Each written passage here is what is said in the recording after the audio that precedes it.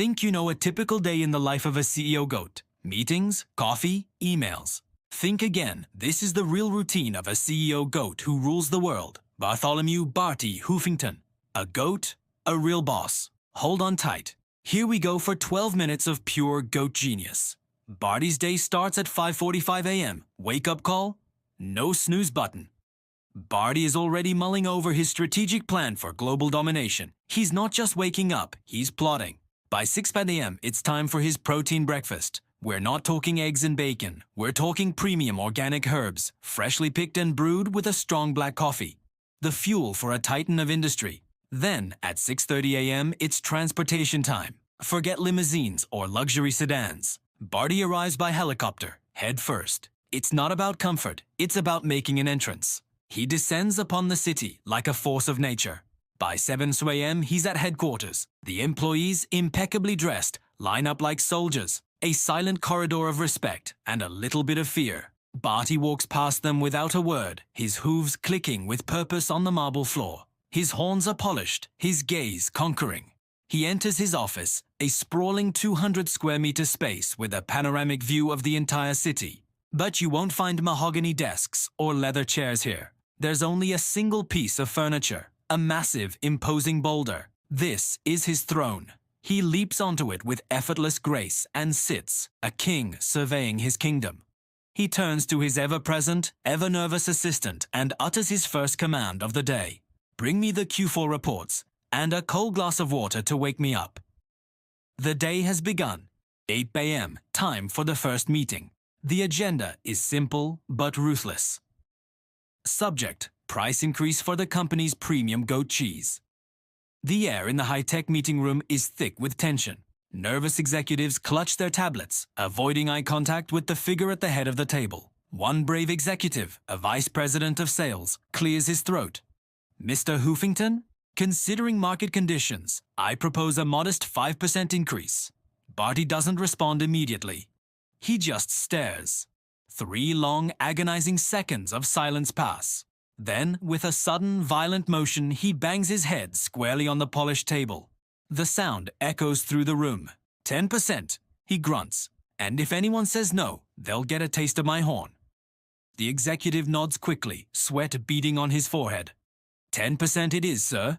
Excellent idea. The motion is passed unanimously. At 9:30 a.m., it's the creative meeting. The marketing team presents their latest advertising campaign. It's slick, it's polished, it features a family happily enjoying cheese in a sun-drenched field. Barty watches the entire ad without a single twitch. When it's over, he simply says, "Too soft. Add some bite." He grabs a marker, walks to the giant screen, and draws a massive, jagged X right across the happy family's faces. "Like this," he declares. "Brutal. Direct. Like me." The creative director looks horrified for a split second, then forces a smile. "Brilliant, Mr. Hoofington. Absolutely. Brutal. We'll get right on it." 11 a.m., the investor call. The shareholders are on the line, anxious to hear about the company's performance. Barty leans into the microphone, his voice a low growl. "We currently dominate 87% of the global forage market. Our next target is 100%, and if anyone says no..." He pauses for dramatic effect. "I'll send them my resume." A wave of nervous laughter ripples through the speakers. The investors are reassured. The stock price will be just fine. 12:30 p.m. Lunch break. But Barty doesn't do Michelin-starred restaurants or power lunches. He eats alone in his office. A 5-kilogram salad of the finest greens sits before him on a silver platter. He's not just eating. He's brooding. He silently ruminates, staring out at the city, pondering the competition, dissecting their weaknesses, planning his next move. Every bite is calculated. Every leaf is a conquered territory. Then, at 1:15 p.m., an alert flashes on his screen. Crisis! A competitor has just launched a new, aggressive advertising campaign directly targeting Barty's market share. His assistant rushes in, panicked. "Sir, what do we do?" Barty slowly chews a sprig of parsley, his eyes narrowing. "They want war," he asks quietly. "Give me the phone?" He dials the CEO of the rival company himself. The man picks up, sounding surprised. "Hello?" Barty doesn't waste time with pleasantries. "Hey, it's Hoofington. I saw your ad. Very cute." There's a pause. "But if you keep this up, I'll come brood in your parking lot. And believe me, my horns don't forgive." He hangs up before the other CEO can even reply. Crisis resolved. The ad is pulled within the hour.